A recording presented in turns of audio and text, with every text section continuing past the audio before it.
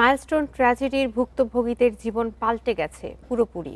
সন্তান হারানো বাবা মা স্মৃতি আগলে বেঁচে আছেন কোনো রকমে। যারা আহত তাদের শারীরিক মানসিক পুনর্বাসনই স্বজনদের বড় দুশ্চিন্তা। সেই ঘটনার সঠিক তদন্তের দাবি জানিয়েছেন ভুক্তভোগীরা। বাপ্পি, একটুখানি আম্মুর সাথে কথা বলো, একটা কথা বলো, একবার আম্মু কয়ে ডাক দাও বাবা। আমার ছেলে ডাক দেয় নাই, কথা বলে নাই।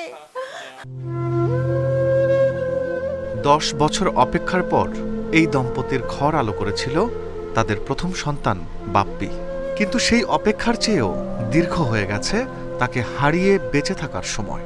1 বছর পর বাপ্পি নেই, আছে শুধু তার স্মৃতি আর কান্না। 9 বছর 3 মাস 7 দিন বয়স হয়েছে।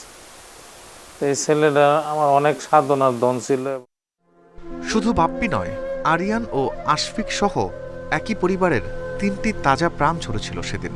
সন্তানদের নাম উচ্চারণ করতে গিয়েই কান্নায় ভেঙে পড়েন মায়েরা। ইমার্জেন্সিতে দেখে আমার ছেলেটা এতই পড়ছে, আমার ছেলেটা মাথা থেকে পা পর্যন্ত তার কোনো জায়গায় ধরার জায়গা নাই। দিনের বেলা মানুষের সাথে অভিনয় করি, দেখাই যে আমি আছি, কিন্তু রাত্রের বেলা তো আমাদের বালিশ ভিজে, আমরা তো ঘুমাতে পারি না, সারা রাত আমাদের বালিশ ভিজে। 1 বছর আগের বিমান দুর্ঘটনা কাঁদিয়েছিল পুরো দেশ, কিন্তু সেই শোক সময়ের সঙ্গে ফিকে হয়ে গেলেও এই পরিবারের কাছে সময় যেন থেমে আছে। আজ তাদের স্মৃতি হয়ে আছে এই সমাধিস্থল। মাইলস্টোন দুর্ঘটনায় আরেক পরিবারের 2 মেয়ে প্রাণে বেঁচে ফিরলেও গুরুতর আহত হন ক্লাস 6-এ পড়া নিলয়। চিকিৎসা, শারীরিক কষ্ট আর মানসিক আঘাত নিয়ে কাটছে প্রতিটি দিন।